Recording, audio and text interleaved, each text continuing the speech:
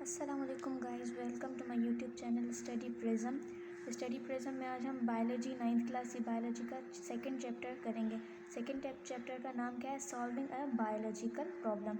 Solving a biological problem का मतलब क्या है कि जिस तरह अगर कोई प्रॉब्लम आ गई पूरे एक बायोस्फीयर में, जिस तरह अभी आजकल चल रहा है कोरोना वायरस, तो वो एक वायरस है, उसको वो क्या है, प्रॉब्लम हो गई है पूरी लाइफ के लिए। मतलब कि जो भी यहाँ पे ऑर्गेनिजम्स रहते हैं, ह्यूमन बींग्स रहते हैं, उनके लिए वो एक प्रॉब्लम है। अब उस प्रॉब्लम को सॉल्व करने के लिए जो मेथड हम यूज़ करेंगे उसको क्या कहेंगे? Scientific method. ठीक है, अगर वो साइंटिफिक मेथड मतलब कि अगर उसमें आ जाएंगे फिज़िक्स, केमिस्ट्री और बाकी सारी साइंस की ब्रांचेज आएंगी। फॉर बायोलॉजी हम बायोलॉजी के लिए एक स्पेसिफिक वर्ड यूज़ करेंगे जिसका क्या मतलब है? Biological method. ठीक है, बायोलॉजिकल मेथड का मतलब क्या है? बायोलॉजिकल मेथड मीन्स जो वो मेथड्स प्रॉब्लम सॉल्व करने का जो कि हम लाइफ के लिए यूज़ करें, तो उसको क्या कहेंगे हम? Biological method. अब बायोलॉजिकल जो मेथड है उसके अंदर हमें एक मेथड, जिस तरह के एक सीरीज़ ऑफ स्टेप्स आ जाते हैं, सीरीज़ ऑफ स्टेप्स। ठीक है, इस तरह से हम सीरीज़ में चलते जाएंगे। ये उनके स्टेप्स हैं: observation, hypothesis, reasoning, experiment, result, conclusion, theory and law and principle. ठीक है, तो एक एक करके हम ये सारे अभी करेंगे। फर्स्टली हमारे पास आता है ऑब्जर्वेशन। ऑब्जर्वेशन में क्या होता है कि जिस तरह हमने अगर कोई चीज़ देखी, अब यहाँ पे हमें जो बुक में इन्होंने एग्जाम्पल दी है वो है मलेरिया। ठीक है, एक डिज़ीज़ उस ज़माने में आई थी प्रीवियसली जिसका नाम क्या था? मलेरिया। जो कि हमें आजकल पता है कि मलेरिया का बुखार होता है, तो वो क्या था? एक मलेरिया। अब जो पुराने ज़माने में किसी को पता नहीं था कि मलेरिया क्यों होता है और किस तरह से कॉज होता है। अब जब कॉज पता नहीं है तो उसकी बीमारी का इलाज कैसे करेंगे? तो इसलिए साइंटिस्ट ने क्या किया? मलेरिया का इलाज ढूंढने के लिए पहले उसका कॉज मालूम किया कि वो किस चीज़ से होता है। अब कॉज मालूम करने के लिए वो इन सब जो हैं ये स्टेप्स, इन सब से उन्होंने इसको गुजारा। उसके बाद वो कंक्लूजन पे आए कि मलेरिया जो है वो किस वजह से होता है। प्रीवियसली क्या कहते थे? मेल का मतलब होता था बेड, एरिया का मतलब होता था एयर। तो पहले उनको लगता था कि जो गंदी जो हवा होती है, बेड एयर, उससे मलेरिया हो जाता है, बट इस तरह से नहीं है। तो फिर बाकी एक साइंटिस्ट आया था, लेवेरियन।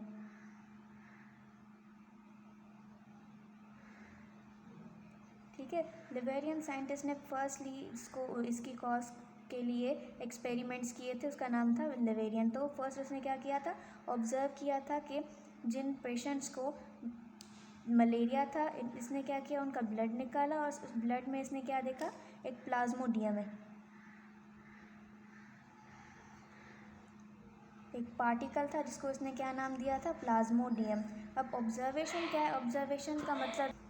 ऑब्जर्वेशन का मतलब है कि जिस तरह से हम ऑब्ज़र्व करते हैं ना चीज़ें, हम कहते हैं कि भाई अगर पानी है ये गंदा है तो इसमें क्या होंगे? मच्छर होंगे। ठीक है, इस तरह से हमने क्या किया, ये हम जिस तरह ऑब्ज़र्व करते हैं किसी भी चीज़ को, तो इस तरह से ये ऑब्जर्वेशन होती है। अब ऑब्जर्वेशन में हमारे पास दो तरह की ऑब्जर्वेशन होती हैं, एक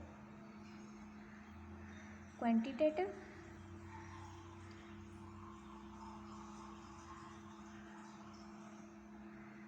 एंड द अदर क्वालिटेटिव। ठीक है, एक होता है क्वांटिटेटिव और एक होता है क्वालिटेटिव। क्वांटिटेटिव का मतलब होता है कि जिसको हम इंस्ट्रूमेंट से मेजर कर सकें। ठीक है, तो जिसको हम इंस्ट्रूमेंट से मेजर कर सकें उसको हम क्या कहेंगे? क्वांटिटेटिव। और क्वालिटेटिव का मतलब वह होता है जिसमें हम अपने 5 जो सेंसेस हैं उनको यूज़ करें। 5 सेंसेस कौन से? आइज़ को यूज़ करें, ईयर्स को यूज़ करें, हियरिंग को हमारा जो है वो इसमें से करेंगे, test,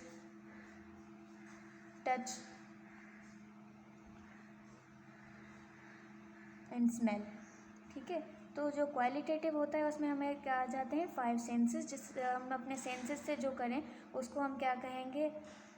qualitative. And the quantitative का मतलब है बाय इंस्ट्रूमेंट्स। इंस्ट्रूमेंट से किस तरह? जिस तरह हम दुकान पे जाते हैं, हम कहते हैं ना 2 किलो, तो वो 2 किलो क्या करते हैं? हमें पहले इंस्ट्रूमेंट में उसकी मेजरमेंट करके देते हैं। तो ऑब्जर्वेशन हमारी दो तरह की होती है, first qualitative and the quantitative. Quantitative का मतलब होता है उसकी क्वांटिटी को मेजर करना। क्वांटिटी मेजर किस तरह से करेंगे हम? इंस्ट्रूमेंट से। क्वालिटेटिव मीन्स उसकी क्वालिटी देखना। ठीक है। क्वालिटी 5 सेंसेस से होगी, आई, ईयर, टेस्ट, टच, स्मेल, ठीक है। इस तरह से ऑब्जर्वेशन हम करेंगे। उसके बाद हमने अगर ऑब्जर्वेशन कर दी, जिस तरह अगर इसने की थी, लेवेरियन जो साइंटिस्ट है इसने की थी कि प्लाज्मोडियम जो भी इसने उठाए थे मलेरियल पेशेंट,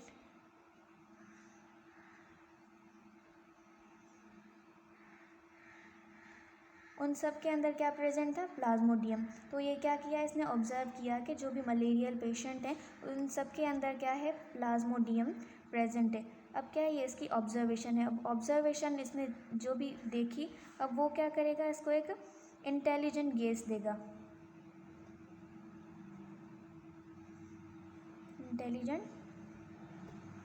इंटेलिजेंट गेस का मतलब होता है जिस तरह हम कोई चीज़ गेस करते हैं ना कि गेस करो इसमें क्या होगा, तो इस तरह से हाइपोथेसिस में होता है कि जो उसने ऑब्जर्व किया है, तो उसमें जो उसने ऑब्जर्व किया है उसको क्या करेगा, ये अपने इंटेलिजेंट गेस में, मतलब कि उसको एक हाइपोथेसिस में लिखेगा, एक थ्योरी की तरह। जिस तरह हम लाइन लिखते हैं ना, इसी तरह ये यहाँ पे लिखेगा। जिससे इस साइंटिस्ट ने क्या किया था, Plasmodium is cause of malaria,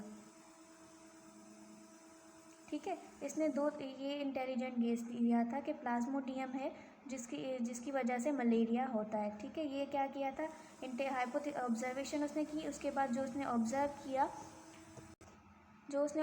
किया उसने क्या किया, उसकी एक स्टेटमेंट लिख दी। इंटेलिजेंट गेस लिया, उसकी स्टेटमेंट लिख दी। स्टेटमेंट का मतलब है जिस तरह ये स्टेटमेंट लिखी गई है, इस तरह से उसने एक स्टेटमेंट दी। अब हाइपोथेसिस का क्या होता है कि वो टेस्टेबल होती है।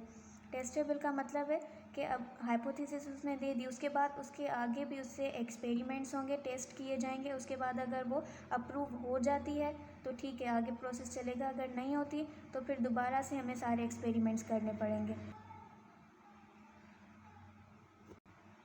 अब रीजनिंग, उसके बाद आता है रीजनिंग। अब रीजनिंग में क्या होगा कि इसने ऑब्जर्वेशन दी, हाइपोथेसिस दे दी कि Plasmodium is cause of malaria, ठीक है।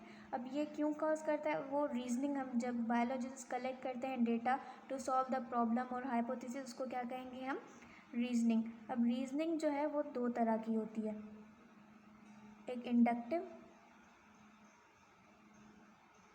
और एक डिडक्टिव, ठीक है। इंडक्टिव का क्या मतलब होता है, इंडक्टिव मीन्स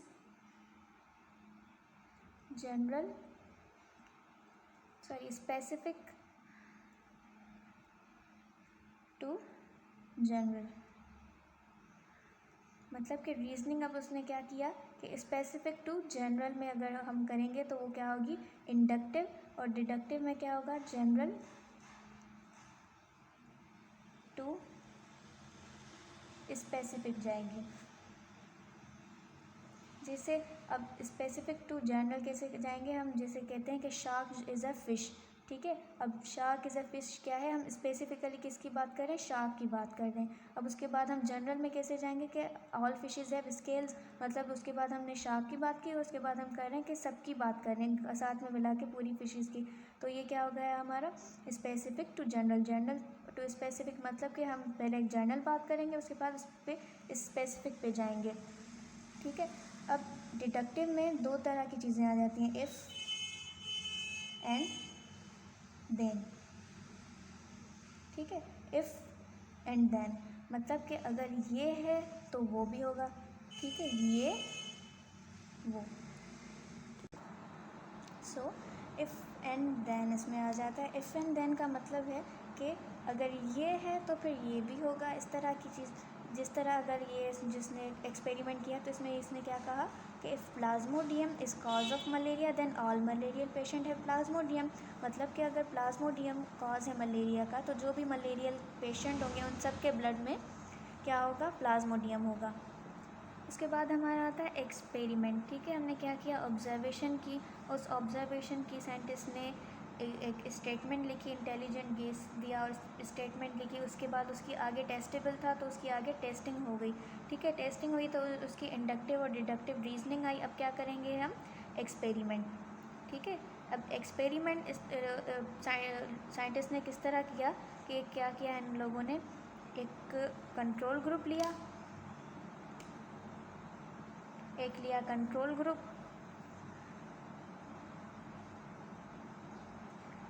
और एक हेल्दी ग्रुप, एक्सपेरिमेंटल ग्रुप।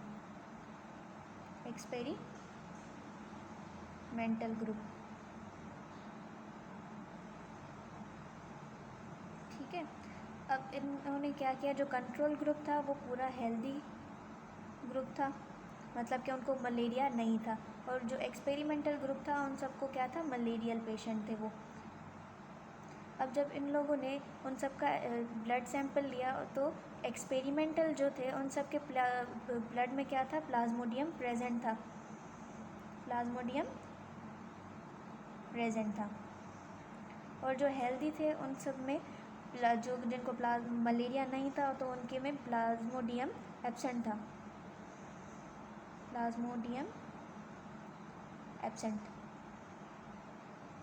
ठीक है। तो प्लाज्मोडियम एब्सेंट, तो इस तरह से इन्होंने एक्सपेरिमेंट किया, फिर यहाँ से प्रूव हो गया कि जो malaria is Plasmodium is the cause of malaria. ठीक है, तो कंट्रोल ग्रुप वालों के ब्लड में प्लाज्मोडियम, तो कंट्रोल ग्रुप वाले जो हैं उनके ब्लड में प्लाज्मोडियम प्रेजेंट नहीं था, और एक्सपेरिमेंटल ग्रुप जिनको मलेरिया था उनके अंदर प्लाज्मोडियम था। तो ये जो इन्होंने स्टेटमेंट दी थी, hypothesis Plasmodium is the cause of malaria, वो एक्सपेरिमेंट से प्रूव हो गई। अब जब वो प्रूव हो गई तो उसका हम क्या निकालेंगे, कंक्लूजन। ठीक है, जब रिज़ल्ट निकालेंगे, रिज़ल्ट क्या आया हमारे पास कि Plasmodium is the cause of malaria. ठीक है, ये हमारे क्या आ गई, रिज़ल्ट। एक्सपेरिमेंट के बाद क्या आती है, रिज़ल्ट। तो उसका रिज़ल्ट क्या आया, Plasmodium is cause of malaria. ठीक है, जो हम एक्सपेरिमेंट करते हैं उस एक्सपेरिमेंट के बाद उसका रिज़ल्ट निकालते हैं, रिज़ल्ट जो है वो हमारे क्या आया था, Plasmodium is the cause of malaria. ठीक है, अब आखिर में क्या निकलता है, हमारा कंक्लूजन आता है कि कंक्लूजन, अब जो हमने एक्सपेरिमेंट किया पूरा, ये हमने प्रोसेस किया, उसके एंड में हमें क्या कंक्लूजन मिला। जो कंक्लूजन मिलता है वो उसकी हम स्टेटमेंट लिखते हैं, तो उसको हम क्या कहेंगे, थ्योरी मतलब हाइपोथेसिस जो होती है वो टेस्टेबल होती है, उसको आगे हम एक्सपेरिमेंट्स करके उसको प्रूव कर सकते हैं। ठीक है, लेकिन जो थ्योरी होती है, थ्योरी जो है एक बहुत ही बेसिक, मतलब कि वो पूरी प्रूव होती है, प्रूवन बाय एक्सपेरिमेंट्स। ठीक है, तो थ्योरी स्टेटमेंट की फॉर्म में लिखेंगे, हाइपोथेसिस भी हम स्टेटमेंट में लिखते हैं, लेकिन वो क्या होती है कि वो टेस्टेबल होती है, वो इतनी ज़्यादा प्रूव नहीं होती, लेकिन जो थ्योरी होती है वो प्रूव होती है, उसकी स्टेटमेंट हम लिखेंगे। ठीक है, अब प्रूव कर दिया, उसके बाद हमारे पास आ जाते हैं लॉज एंड प्रिंसिपल। अब थ्योरी के बाद अगर उसके अंदर लॉज हम यूज़ करेंगे तो हम लॉ और प्रिंसिपल देंगे, वरना अगर नहीं है कोई भी लॉ तो हम इस बायोलॉजिकल मेथड को थ्योरी पे ख़त्म कर देंगे। अगर लॉ है कोई तो उसको आगे हम लॉ और प्रिंसिपल में भी अप्रूव करेंगे। ठीक है, तो ये हमारे पास आ गया पूरा बायोलॉजिकल मेथड। बायोलॉजिकल मेथड में क्या था, observation, hypothesis, reasoning, experiment, result, conclusion, theory, उसके बाद लॉज एंड प्रिंसिपल। ठीक है, अगर हम अब बुक में से देखें इसको, तो ये था हमारा second chapter, solving a biological problem. उसके बाद हमने ये कर लिया, बायोलॉजिकल मेथड क्या होता है कि वो मेथड जो हम प्रॉब्लम को सॉल्व करने के लिए यूज़ करें उसको हम क्या कहेंगे, बायोलॉजिकल मेथड। अब बायोलॉजिकल मेथड में एक पूरा मेथड होता है, सीरीज़ ऑफ स्टेप्स, वो यहाँ पे दिए गए हैं। बायोलॉजिकल प्रॉब्लम मतलब कि एक प्रॉब्लम आ गई है, यहाँ पे हमारे पास प्रॉब्लम क्या थी, मलेरिया। ठीक है, अब मलेरिया से रिलेटेड जो भी हमने ऑब्जर्वेशंस किए हैं उसके क्या ये इस वजह से भी हो सकता है, बेड एयर से भी हो सकता है, या प्लाज्मोडियम से। तो प्लाज्मोडियम हमने निकाला कि ऑब्जर्वेशन क्या थी, प्लाज्मोडियम सारे मलेरियल पेशेंट में प्रेजेंट था। अब उसके बाद हमने हाइपोथेसिस दी कि Plasmodium is the cause of malaria. ठीक है, अब उसको एक्सप्लेन करने के लिए रीजनिंग देंगे हम। रीजनिंग दो तरह की होती है, इंडक्टिव रीजनिंग और डिडक्टिव रीजनिंग। इंडक्टिव रीजनिंग में हम स्पेसिफिक टू जनरल जाते हैं, और डिडक्टिव में हम क्या करते हैं, इफ़ एंड देन, मतलब कि अगर ये है तो फिर ये होगा। जिस तरह हमने किया था, if plasmodium is cause of malaria then all malarial patient blood है प्लाज्मोडियम। ठीक है, तो इफ़ एंड देन हम इसमें क्या यूज़ करेंगे, इफ़ एंड देन। अब रीजनिंग के बाद क्या आता है, हम उस पर एक्सपेरिमेंट करेंगे। एक्सपेरिमेंट में हमें क्या लिए थे, 2 ग्रुप लिए थे, control group and experimental group लिया हमने। कंट्रोल ग्रुप और एक्सपेरिमेंटल ग्रुप के बाद हमने क्या किया, उनका जब एक्सपेरिमेंट किया तो उसकी हम क्या करेंगे, अब थ्योरी निकालेंगे। ठीक है, अब थ्योरी में हमारे पास क्या होता है कि हमने डेटा जो भी कलेक्ट किया है, अगर थ्योरी को वहाँ पे क्या होता है, अगर कोई हम एक्सपेरिमेंट करके उसके बाद आगे सारे साइंटिस्ट बैठे होते हैं, जिसने एक्सपेरिमेंट किया है वो उनको दिखाता है। अगर वो अप्रूव करते हैं तो वो आगे जाकर थ्योरी बनेगा, अगर वो अप्रूव नहीं करते तो वो क्या होगा, फिर से दोबारा से हमने पूरे हाइपोथेसिस को क्लियर करेंगे, फिर से एक्सपेरिमेंट करेंगे, तो ये प्रोसेस दोबारा से चलेगा अगर अप्रूव कमेटी अगर अप्रूव नहीं करती है तो ये पूरा प्रोसेस इसी तरह से होगा। अब मैंने बताया था आपको, ऑब्जर्वेशन 2 तरह की होती है, क्वांटिटेटिव एंड क्वालिटेटिव। क्वांटिटेटिव हम मेजरमेंट करते हैं, जिस तरह ये सारे मेजरमेंट टूल्स हैं। क्वालिटेटिव में हम क्या करेंगे, क्वालिटेटिव में हम यूज़ करेंगे हमारे 5 सेंसेस जो भी हैं। उसके बाद हाइपोथेसिस था, हाइपोथेसिस हमने कर लिया, रीजनिंग की, एक्सपेरिमेंट हो गया हमारा, लॉज एंड थ्योरी भी। ठीक है, उसके बाद जो है data organisation and data analysis, तो ये इतना ज़्यादा इम्पॉर्टेंट नहीं है, लेकिन इसमें होता क्या है कि जो भी हम ईयर वाइज एक डेटा कलेक्ट करते हैं और उसको इस तरह से देते हैं कि अगर ये मंथ है तो इसमें कितने मलेरिया के पेशेंट आए, तो इस तरह से ये एक हम एनालिसिस बनाते हैं, मैथमेटिक्स के रूल्स इसमें यूज़ करते हैं। ठीक है, thank you guys. If you like my videos, then share it with your friends. Thank you.